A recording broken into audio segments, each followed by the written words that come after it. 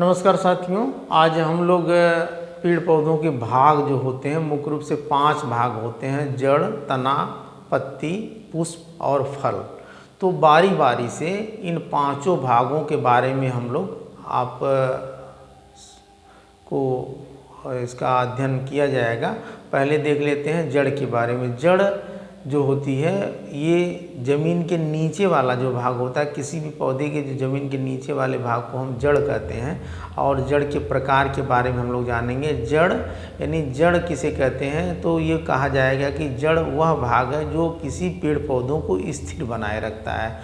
दूसरी चीज़ है कि जो पोषक तत्व होते हैं पेड़ पौधों के, जो भी उनके भोज्य पदार्थ कह लें, या जैसे नाइट्रोजन हो गया, जिंक हो गया, पोटास हो गया, आयरन, फास्फोरस, जितने भी पोषक तत्व होते हैं, मतलब पानी के द्वारा जो है जब अवशोषण होता है तो ये जड़ों के द्वारा ही अवशोषित करते हैं। और जड़ किसी बीज के किस भाग से बनते हैं, जब जड़ को हम जब बीज को हम किसी भी मिट्टी में डालेंगे और उसमें उचित मात्रा में नमी रहेगी, प्रकाश मिलेगा, हवा मिलेगी, तो जो उसका मूलांकुर वाला भाग होता है उससे जड़ बनता है, और जो उसका प्रांकुर वाला भाग होता है उसे तना बनता है। तो मूलांकुर से बनने वाले भाग को किसी बीज के जड़ कहते हैं, और प्रांकुर से बनने वाले भाग को तना कहते हैं। तो जड़ होती है जो अंधेरे की हर समय भागती है, यानी जो तना होता है वो हर समय प्रकाश की तरफ भागता है। तो इस तरीके से जड़ के कुछ प्रकार हैं। मुख्य रूप से देखेंगे आपको मूसला जड़ हो गई, अपस्थानिक जड़ हो गई, परजीवी जड़ हो गई, अधिपाद जड़ हो गई, आरोही जड़ हो गई और रूपांतरित जड़ हो गई। तो इसको हम डिटेल से आप लोगों को बता रहे हैं, और इसमें मुख्य चीज़ें हैं। जैसे देखेंगे कि जड़ क्या है।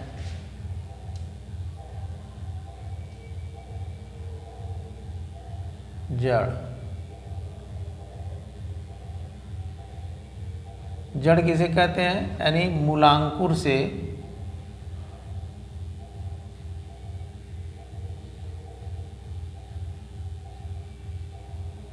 बनने वाले भाग, या जो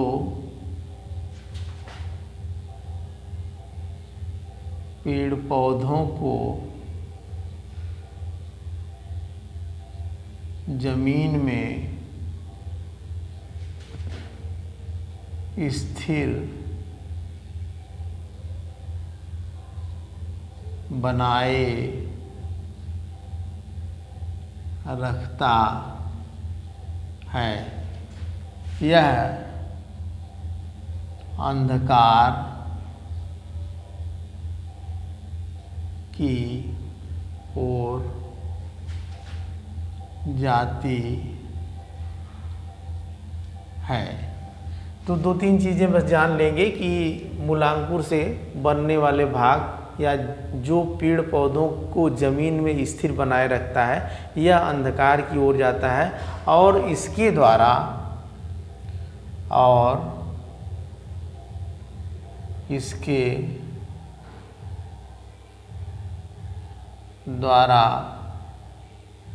भोज्य पदार्थों का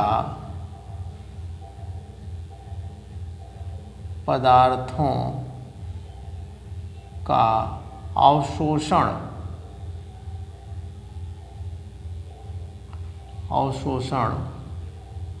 होता है। वैसे तो पत्ती के द्वारा प्रकाश संश्लेषण की क्रिया के द्वारा जो उसके भोज्य पदार्थ बनते हैं, लेकिन बाकी सारे न्यूट्रिएंट्स जो होते हैं, जो नाइट्रोजन हो गया, फास्फोरस हो गया, जिंक्स हो गया, आयरन हो गया, और बहुत सारे जो माइक्रो न्यूट्रिएंट्स या मैक्रो न्यूट्रिएंट्स जो होते हैं, वो ज़मीन में जो पाए जाते हैं, जो खाद के रूप में नहीं उसका भोजन होता है पेड़ पौधों का, वो पानी के द्वारा, जड़ों द्वारा अवशोषित किया जाता है। अब हम लोग जानेंगे जड़ के प्रकार। जड़ के प्रकार,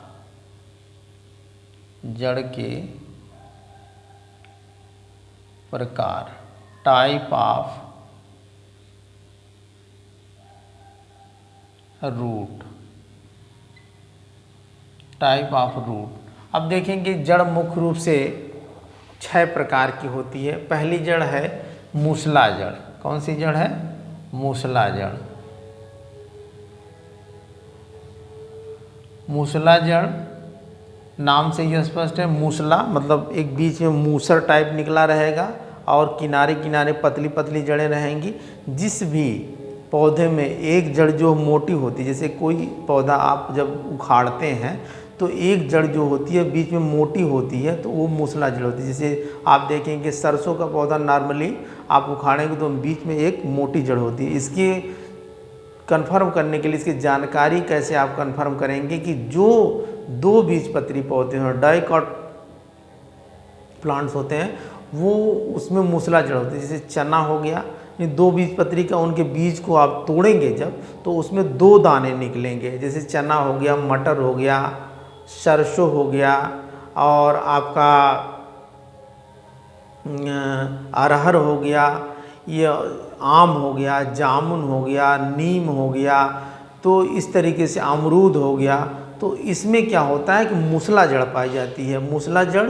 और एक चीज़ और होती है कि किसके द्वारा जड़ जो है अपने पोषक तत्व या अपने भोज्य पदार्थों का अवशोषण, तो जड़ों के में पतली पतली जड़ें जो होती हैं, अब वो जो जड़ की एक मोटी जड़ होगी मूसला जड़, उसके किनारे जो निकलेगी वो प्राथमिक जड़, फिर उससे निकलेगी द्वितीयक जड़, उससे निकलेगी तृतीय। और इन जड़ों में आप ध्यान से जब देखेंगे तो पतले पतले बाल के सदृश रेशे दिखाई देते हैं, जिसे मूल रोम कहते हैं, रूट हेयर्स कहते हैं। इनके द्वारा जो है भोज्य पदार्थों का, उनके भोजन का अवशोषण होता है।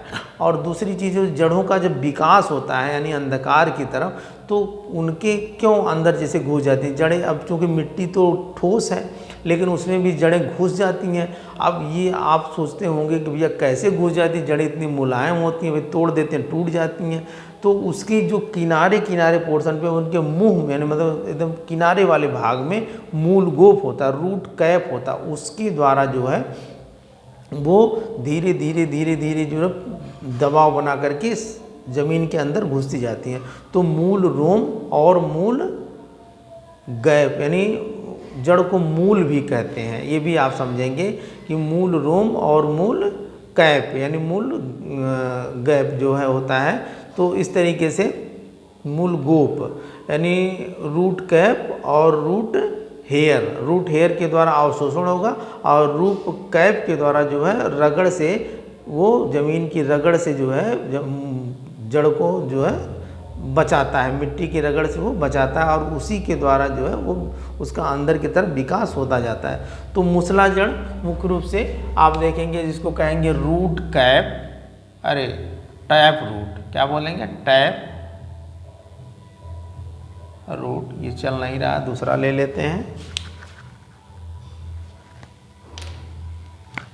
रूट का टैप रूट इसको बोलते हैं। ये जड़ें मोटी होती हैं,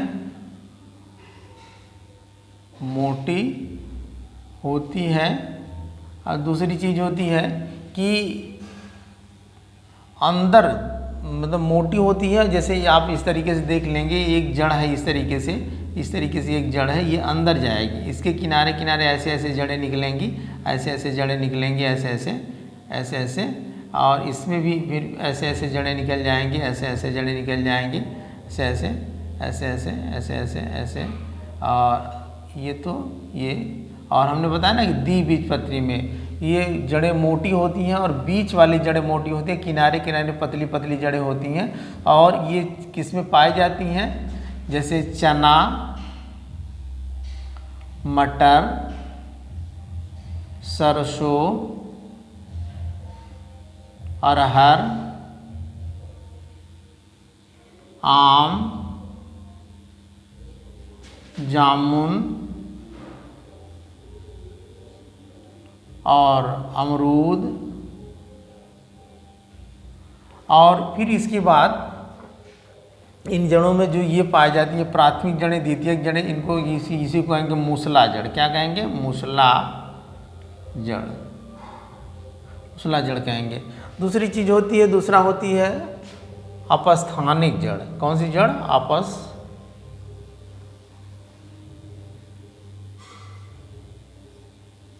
स्थानिक जड़, जिसको झकड़ा जड़ भी बोलते हैं, झकड़ा जड़ या रेशेदार जड़ भी बोलते हैं, रेशेदार जड़ भी बोलते हैं। इसको एडवेंटिशियस रूट्स भी कहते हैं, एडवेंटिशियस रूट भी बोलते हैं। इसमें क्या होता है, ये जड़ें जो होती हैं एकदम इस टाइप की होंगी कि पूरा झकड़ा नाम से ही स्पष्ट है, रेशेदार नाम से ही स्पष्ट है, और ये एक बीजपत्री वाले पौधों में पाई जाती है। किसमें? एक बीजपत्री, जिसकी एक ही बीज होता है। अब आप देखेंगे, ध्यान देंगे, जैसे आपका धान हो गया, गेहूँ हो गया, और आपका मक्का हो गया, गन्ना हो गया, यहाँ तक कि पीपल भी हो गया, तो ये एक बीजपत्री, जिसमें केवल एक ही तोड़ेंगे तो केवल एक भाग ही निकलेगा। तो इनमें जो जड़ें पाई जाती हैं, यानी ये जड़ें एक बीजपत्री वाले में पाई जाती हैं। किसमें? एक बीजपत्री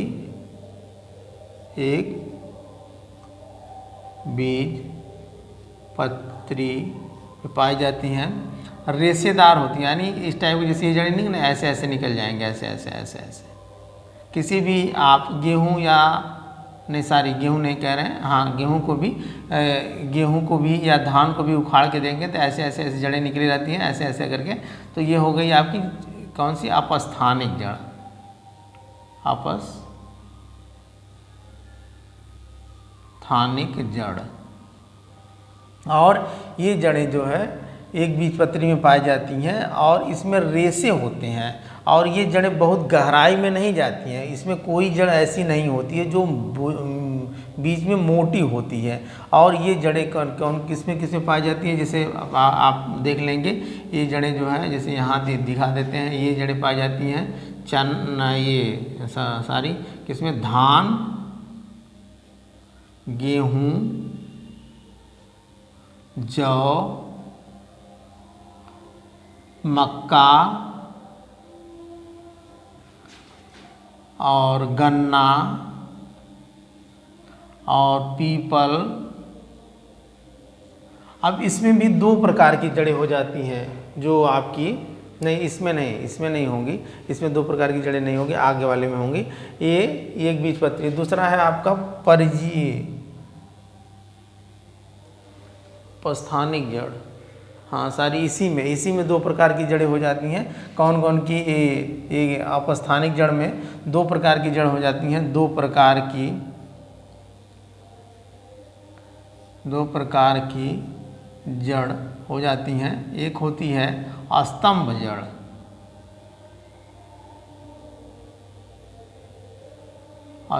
जड़, एक अस्तंभ जड़।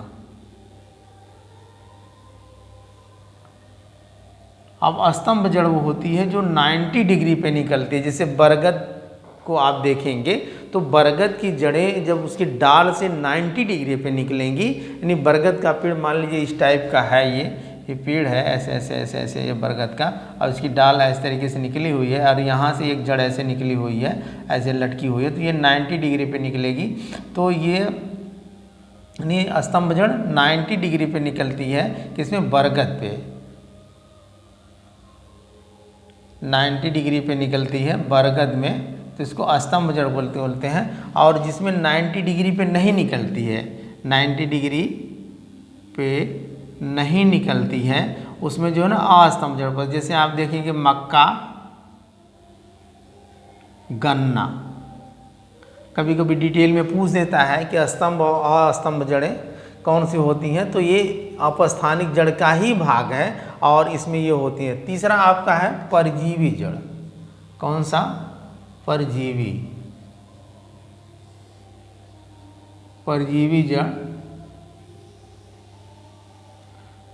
जड़, जिसको पैरासाइट रूट बोलते हैं।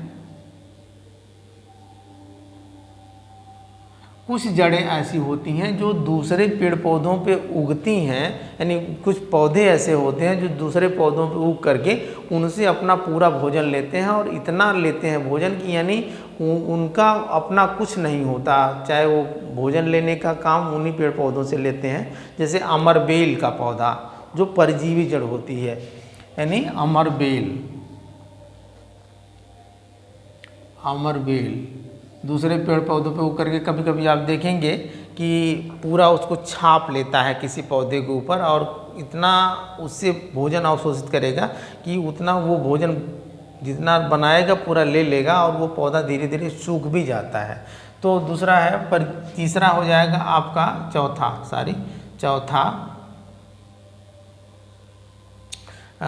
मूसला जड़, अपस्थानिक जड़, परजीवी जड़ और आपका अधिपाद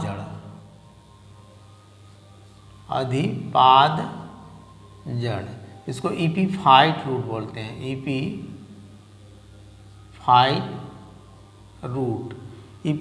रूट बोलते हैं। ये जड़ें जो होती हैं, यानी इस प्रकार के पौधों की जड़ें जो होती हैं, ये दूसरे पौधों पे उगती हैं, लेकिन भोजन तो अपना खुद ये बनाती हैं। इनके अंदर जो हरे मतलब क्लोरोफिल पाया जाता है, लेकिन इसके पहले वाला जो आपका परजीवी जड़ होती हैं, ये भोजन भी अपना नहीं बनाएगा। इसमें मतलब क्लोरोफिल यानी हरा भाग भी नहीं होगा, केवल पूरा दूसरे पौधों से भोजन भी लेगा और उनकी जड़ें भी उसी में जकड़ी होंगी। और ये पूर्ण रूप से परजीवी का मतलब ये होता है कि पूर्ण रूप से उसी पे डिपेंडेंट होना। लेकिन अधिपाद जड़, ईपीफाइट जड़ जो होती हैं, ये जड़ें, जैसे आप आर्किड का नाम सुने होंगे या किसी भी आम का पौधा देखें तो उस पर कुछ दूसरे प्रकार के पौधे जो है उग जाते हैं, तो जिनकी पत्तियों के से हम स्पष्ट कर लेते हैं कि आम नहीं है, तो इसको कहते हैं आर्किड या पशरबंडा भी कहते हैं, यानी दूसरे पौधों पे उग जाते हैं। आर्किड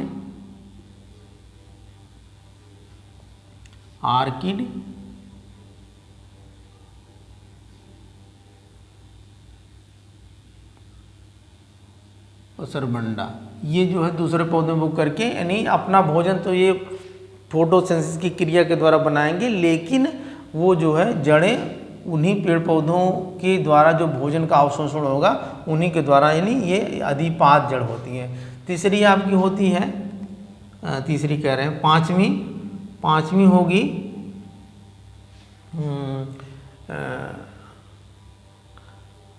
क्लाइंबिंग रूट, यानी क्लाइंबिंग रूट का मतलब कि आरोही जड़। कौन सी जड़?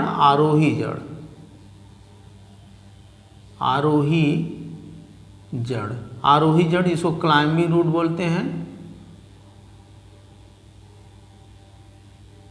क्लाइंबिंग रूट आप देखेंगे कुछ पौधों की जड़ें जो हैं, जब उनको आगे बढ़ना होता है तो वो जड़ें ही उसको लपेट करके जो है उसको आगे बढ़ाते हैं। जैसे मनी प्लांट आप देखे होंगे, अक्सर घरों में लोग गमले में या इस तरीके से भी लगाते हैं, तो उसमें जड़ें निकलती हैं। तो जब उस मनी प्लांट को ऊपर बढ़ाना होता है, किसी नीचे से ऊपर करना होता है, किसी के सहारे तो रस्सी बांध देते हैं या कोई डंडा ऐसे खड़ा कर देते हैं, तो उस जड़ें निकलती हैं और वो जड़ें उस सपोर्ट को लपेट करके उस मनी प्लांट को आगे बढ़ाती हैं।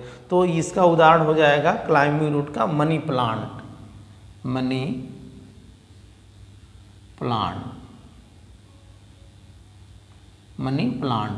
ये जड़ें। अगला आपका है छठवां रूपांतरित जड़।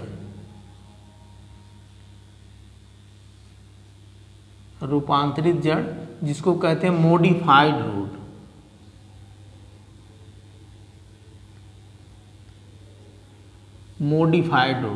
कुछ जड़ें होती हैं जो अपना रूप बदल लेती हैं। अब हर जड़ को तो आप खाएंगे नहीं।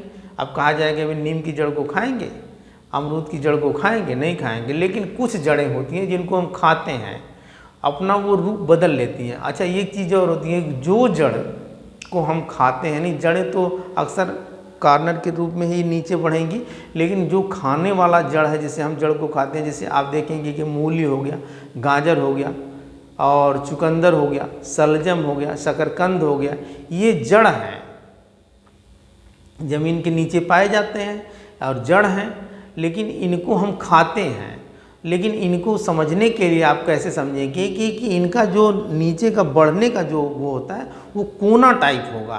कैसे होगा, कोना टाइप होगा, जैसे कोने टाइप ये नीचे बढ़ेंगे। जैसे अब आलू है, ये भी ज़मीन के नीचे पाया जाएगा, तो क्या आप आलू को कहेंगे कि जड़ है? आलू क्या आपका तना है, स्टेम है, कि उसका उसमें जो नीचे की तरफ उसका कोना नहीं बढ़ता है। तो इतना आप कंफर्म करें। बहुत सारे जैसे आपका अदरक हो गई, हल्दी हो गई, है ना, तो ये सारे भी चीज़ें हैं जो आपके तने हैं। लेकिन जो जड़ होती है, जड़ और तने जो ज़मीन के नीचे पाए जाते हैं, कुछ तने भी ज़मीन के नीचे पाए जाते हैं, लेकिन वो कैसे होते हैं कि जो जड़ होती हैं वो ज़मीन के नीचे जो पाई जाती हैं वो कार्नर यानी कोना बना करके जाती हैं, तो उसको हम जड़ कहते हैं। जैसे मॉडिफाइड रूट अपना रूप बदल लेता है, अपना